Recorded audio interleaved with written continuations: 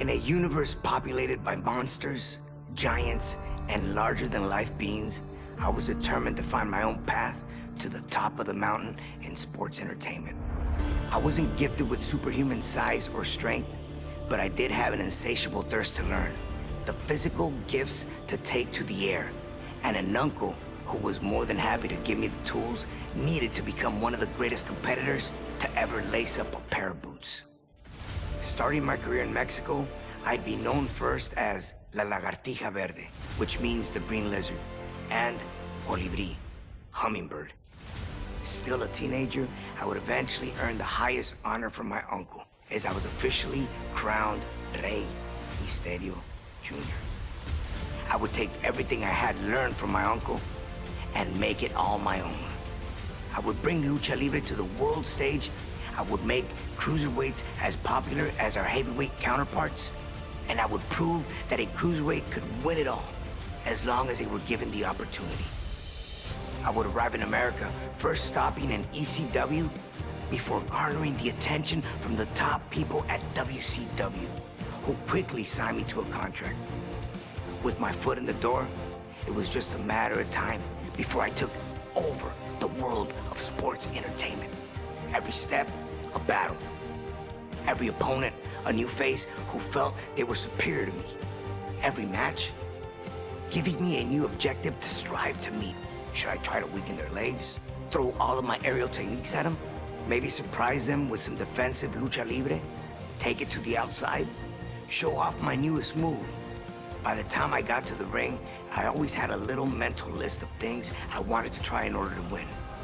And with every victory, I got another reminder that the best was yet to come.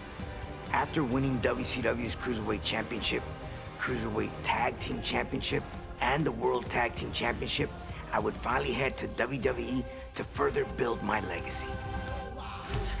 In the near 20 years since I debuted in WWE, I have become known as, quite simply, the greatest luchador in sports entertainment history, the greatest masked superstar of all time.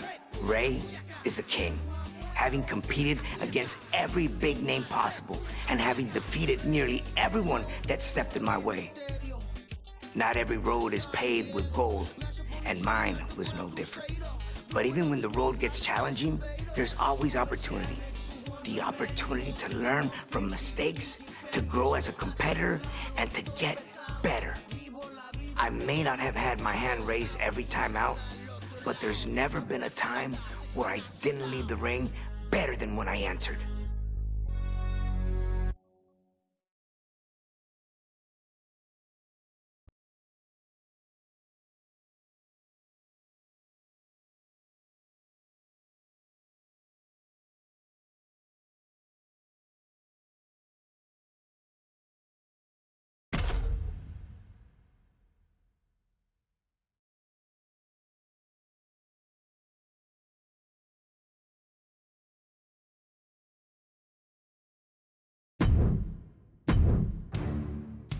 The memories behind the infamous match of Halloween Havoc 1997, which I truly believe is a match that put me on the map. I was a big fan of Eddie growing up, so to be able to forward all these years and then eventually share the ring with him was incredible. It was an honor for me to face one of the Guerreros. Overall, that match was highly important for me. The fact that I could become Cruiserweight Champion that night and defend my mask, not have to be unmasked. You know, that was something that was really in the back of my mind. I just didn't want to go through that. They were trying to take off every luchador's mask one by one, and I was on the list. So you could only imagine the stress that had built up.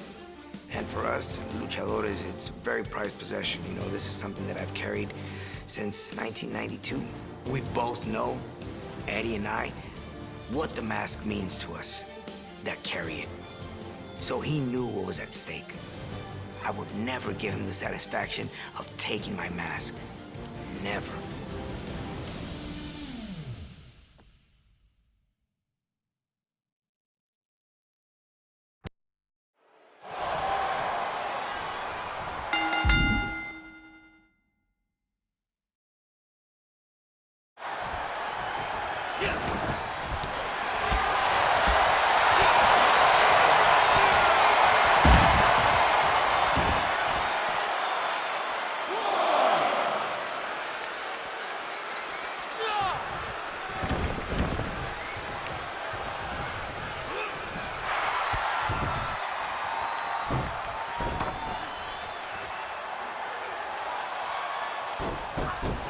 We've been countering everything, and I figured Eddie wouldn't see this coming. I have to be able to take some pain to dish out some more.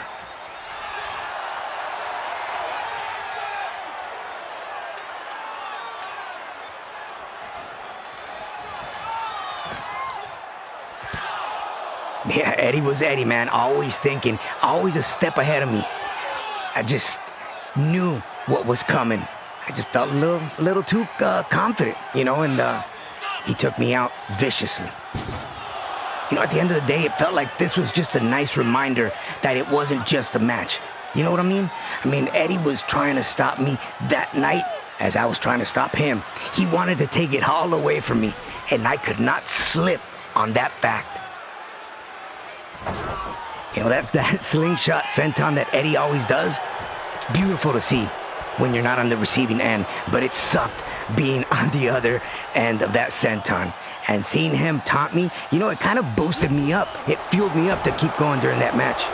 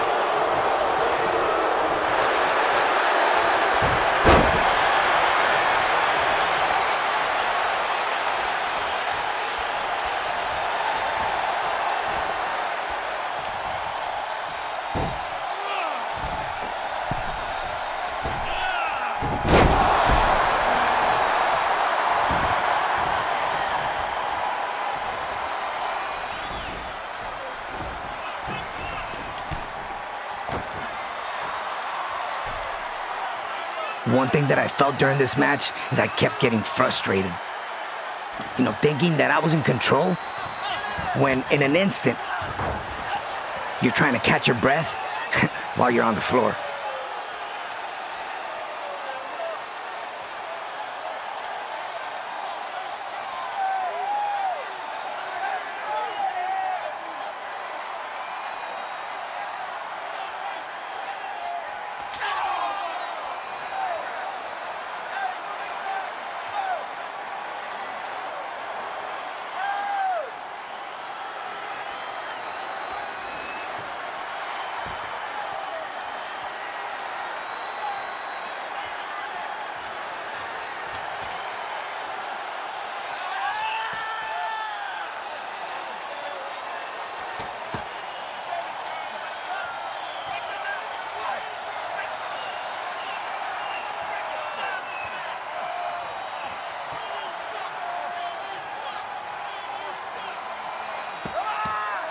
Like I said, Eddie was Eddie, and he knew exactly how to mess with my head. You know, I just remember thinking, not like this. I couldn't lose my mask to Eddie like this. So I had to keep going.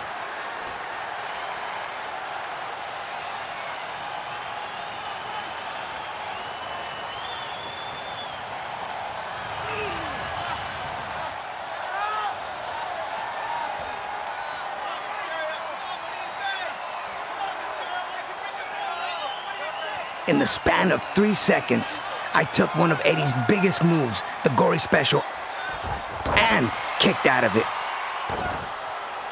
But then, I get a drop kick on the back of my head. I was starting to really wonder if I'd be able to win this thing, and was really getting desperate.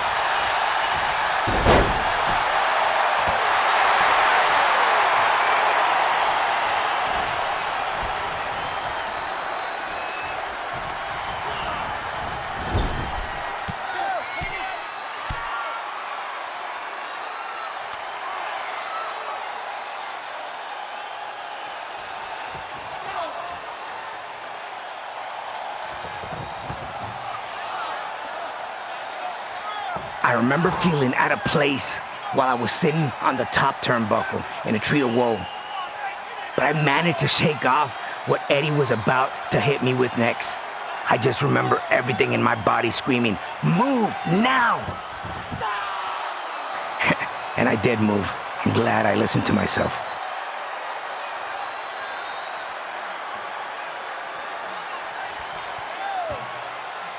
Some of my top signature moves is flying over the top rope onto the floor. You know, and I felt like Eddie had an answer for everything.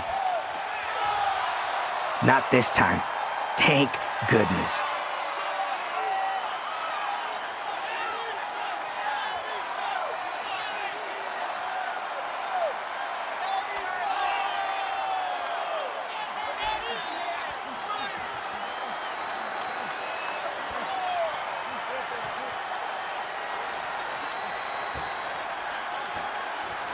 A move that has given me so many victories, the Rana.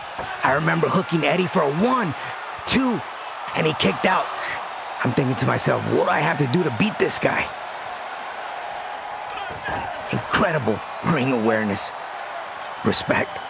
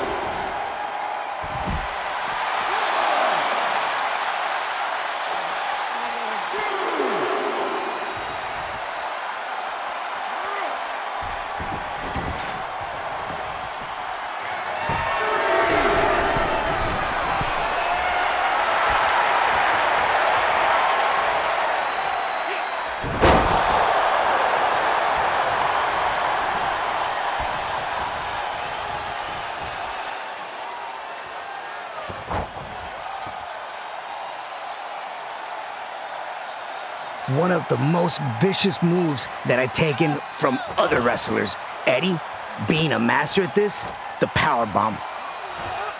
I just remember the ref screaming, 1, 2, and I said, here's the time to kick your shoulder up, and did everything I could to break the count.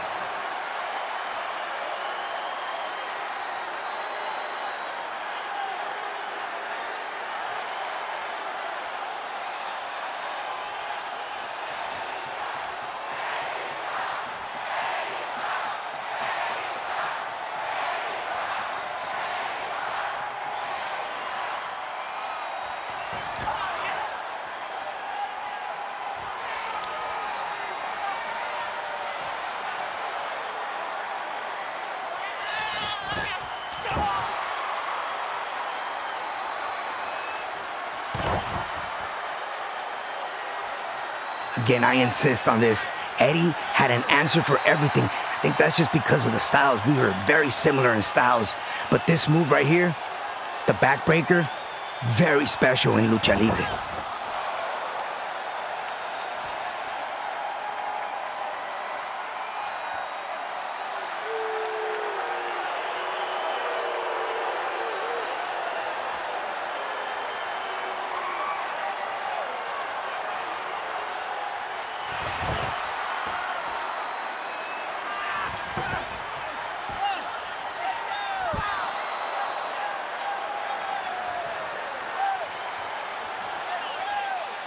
Again, we go back to the famous powerbomb, which in this case, I was literally standing on the top rope.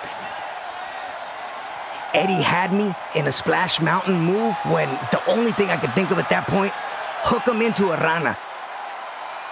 That's exactly what I did. I remember taking him down, felt my knees bang against the mat, but I hooked that one leg, and then I just pushed my weight forward, and I just heard the 1, 2, 3. It was over at that point.